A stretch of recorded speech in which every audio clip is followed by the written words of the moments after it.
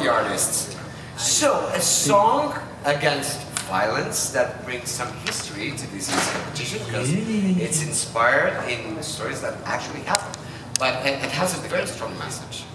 You tell me. You tell us. Yeah, well, it's based on the premise, it's written on the premise of this actual historical figure from 1,000 years ago who refused to fight for his king.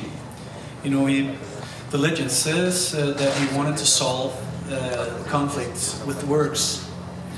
And that's what we're also bringing to Eurovision with the song. You know, just keep it contemporary right now and see if we can express our feelings about solving conflicts or arguments with words and not with fighting or not listening to each other. So something like that, right? Okay, now be honest with me. Mm-hmm. Are you one of those that visits the arrow in the air when something happens? I actually think I am. Yeah, right. Peaceful guy. Yeah, I'm a peaceful guy. I'm a very calm guy, actually. And what about them? Yeah, it's only me that's a calm and no. They're all very sweet and calm and peaceful guys. You know, if you wanted to sit between us, you could, and we would just hug you and okay. I'll think about that. If anyone wants to do it. Don't tell that. No, that's true. Okay. Now, actually, I watched on the internet that you have an acoustic version of your song. Would you like to sing it for us? Yeah, we could do a small taste of the acoustic version, right? Because I see a guitar there. So we just need. There's a guitar here. You can land. Oh, this beautiful man who's the sixth vocalist from our group. It's here. Oh. Should we just do it? No, that was for the guitar. It's already there. Oh, I help you. You're going to sing or you're going just to stand there? Okay. I will. Oh, so. Yep. Just count down. 1, 2, 3. 1, 2. Oh, freeze the arrow in the air. Make your mark and leave it hanging there. Oh, be the first to turn around. Take the lead to land on higher ground. Raise the banner to the sky. Face the fear and hold your head up high.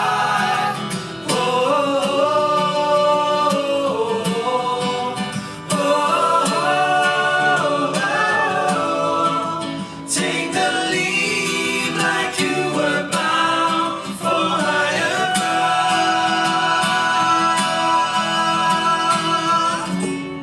Hey! Thank you. That was great. That was great. Really. So you won Dance Melody Grand Prix. Did I say it right? Yeah. Danish is not very complicated. And it's a huge thing. It's a great thing in Denmark, isn't it? Denmark is one of those countries that really like Eurovision. Well, not if you compare it to Sweden, but... Okay, come on, then we go to Sweden. But yeah, I think we got about 1.5 million people watching the final, so yeah, it's a lot of people. Was it important for you to win it? To win the competition, or because, come on, now I'm going to represent Denmark. And I'm going to Lisbon, that great city. All those feelings just came a couple of days after I won, because I can truly say that I thought it was 10 great songs, very different songs. So it was all about who got it right on the evening. But of course, I wanted to win, and I really wanted to reach the super final. And when I got on the stage the first time, it was amazing, because in the intro on the screens there was videos, but as soon as I entered the stage, this group of Vikings, audience dressed as Vikings, raised up from their chairs, and it was very moving for me to be there, because I could feel the support, right? It was great. And you performed, you went some pre-parties, Eurovision pre-parties. You went to Amsterdam, Tel Aviv. Tel Aviv, London. Yeah.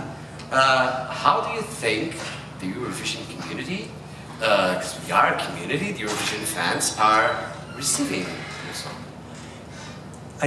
I honestly only meet and hear all the positive opinions and people coming up to me. So I think everywhere I'm going in Europe, the three parties, they've just been amazing. The support have been amazing. And were you a Eurovision fan before? Yeah, it was Eurovision in Denmark. Has always been a thing when you had the two channels on TV, and it was a family thing to do when growing up for me. So yeah, it's been a part of my life. What's your first Eurovision memory? Actually, it was a guy called Kølikaj. Jeg tænder på dig for, jeg kan ikke nå dig for. And it was a rap, right? But my best memory, the clearest memory is definitely when the Olsen brothers won in Sweden. In Sweden? Did they win in Sweden? Yeah. The last times Denmark won was in Sweden, Stockholm, with flying River Club, and then only 2 draws. Yeah, exactly. Malmö. So are you going to be the ones to break this tradition and start winning in Lisbon? We'll hope so. We'll do our best, definitely. Okay, it's your time. Hi there. Hi, Alistair Birch from Europhile. I'd like to talk about beards. Beards are in right now. You can't be a hipster without a beard. So my question is, do you have any advice for maintaining a thick and luscious beard and keeping it tidy? Oh man, That's a good question. Yeah, plenty of advice. Like, really gotta keep it down, comb it, and be nice and gentle, and soft. Don't want to pull your hairs out and stuff like that. Use oils, and then beard is like beauty. Actually, it comes from inside. So you have to like, let out your inner beautiful man. And a very good advice is also, which I use, go to the barber, because it's like it's hair in your face, and you get your hair on the head cut at a hairdresser. So why not do the same with the beard? Because they know how to do it and can get it totally right. So yeah, I always use the barber. I thought about to keep it to keep it this way. Thank you for your question. I'll think about it. I don't have. Yeah.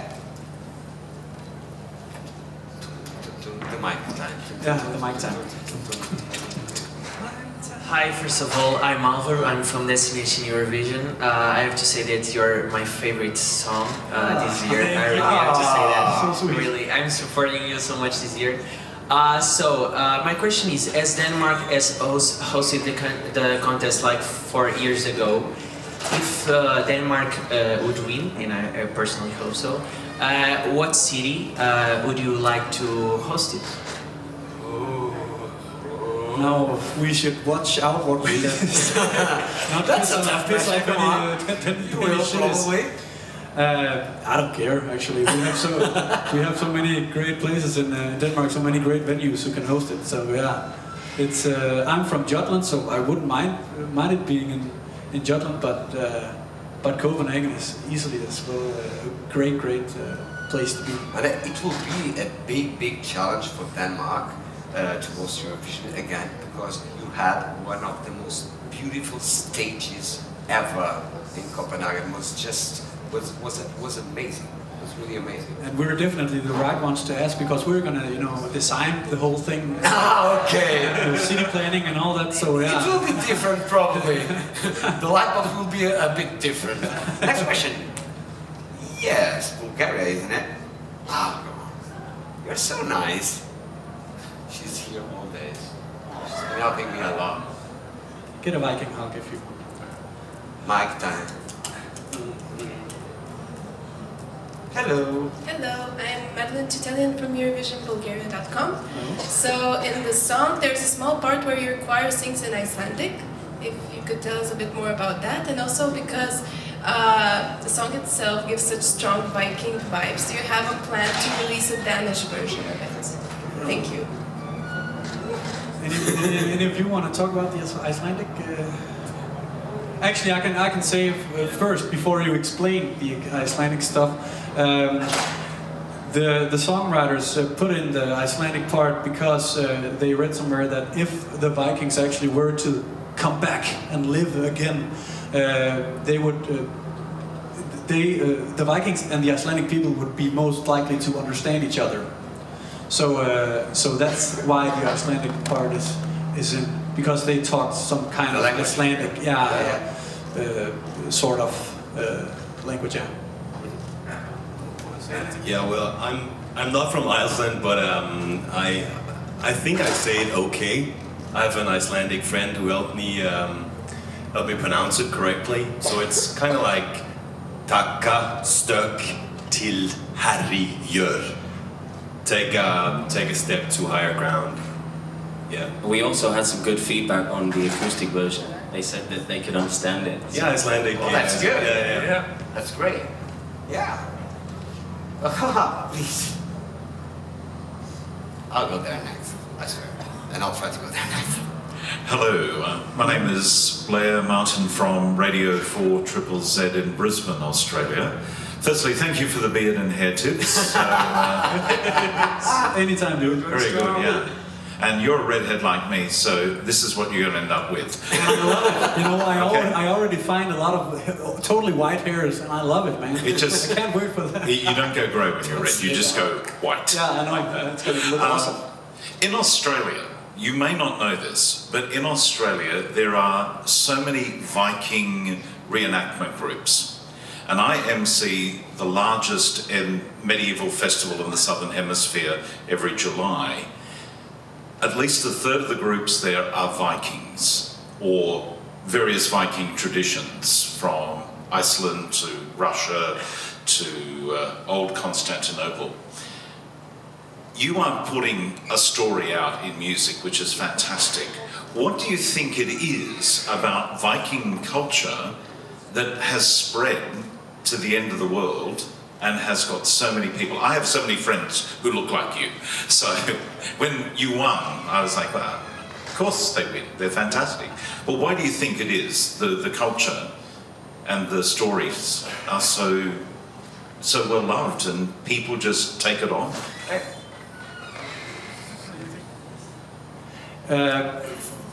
First of all, I think it's, you know, like this. It's they're very much were a brotherhood, a unit, and had the ideal of family and friendship very high.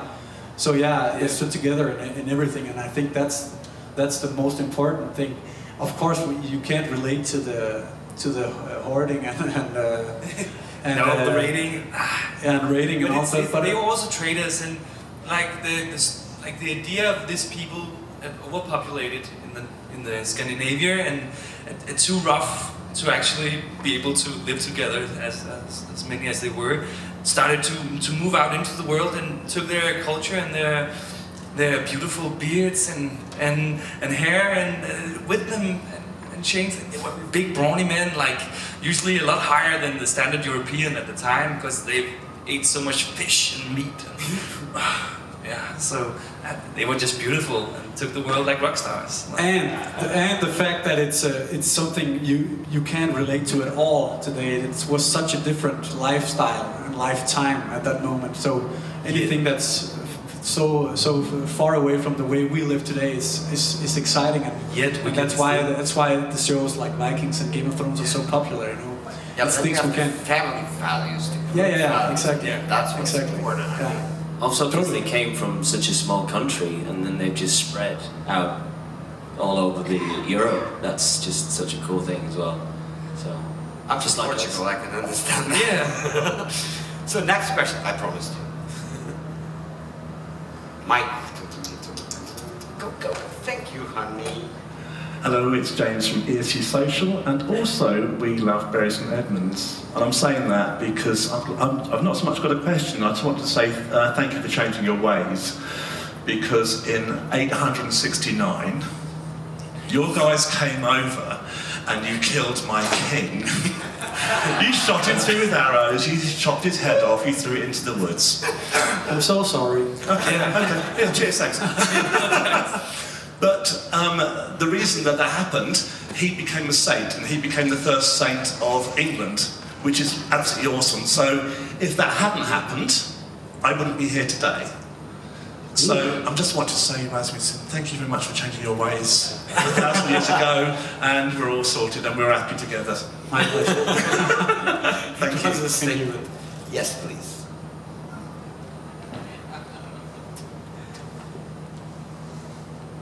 Hello, Team Denmark. Hi. I'm Sebastian from Destination Eurovision Poland. First of all, congratulations for phenomenal song, uplifting and really quality entry. Thank you so much. Thank you. But I'm not only really happy about your song, but also about your social media activity, because you are looking for so funny, humble guy. And my personal highlight was the short clip from Tel Aviv, when you will start with "The winter is coming," and after Nathan, Cesar, Suri, and Sips from Switzerland. Cesar and Ari. Yeah, exactly. So my question is, do you finally looking forward to get major role in Game of Thrones? Yeah, I'm just waiting for the mail and a phone call. Yeah, I could be Tormund's lost long twin brother coming home. I think we're already... and participating in something there with, That would be great. you know, with peace. Yeah, of course. In Game of Thrones, you have a lot of I'm the peaceful guy in Game of Thrones. I'm probably gonna get Zero killed violence after over there. 4 seconds. Next question, and it's the final question. I give it to her. Thank you. Sorry. They're already shouting at me. Hi, my name is Lauve Helga Guðmundsdóttir. I come from Iceland. So your song is written by a Swede. It's about a Norwegian Viking. It's performed by Danes, and it has Icelandic lyrics. What about Finland? Why leave Finland out? That's a very good question. We talked about that, right? We should have what's it called? The movie talk. Yeah. With us The on famous, stage. I can't remember what it's called in English. Yeah. But yeah, it's true. I became aware of that on the social media, and I laughed very much because it's true. We can't run away from that, and it seems like it's a big scheme of having all the Nordic countries coming together. Yeah, but definitely. Yeah. So this was the last question. It's your first time in Portugal, guys, isn't it? I hope you have a good time here, and I wish you good luck. Thank you so much. Welcome aboard.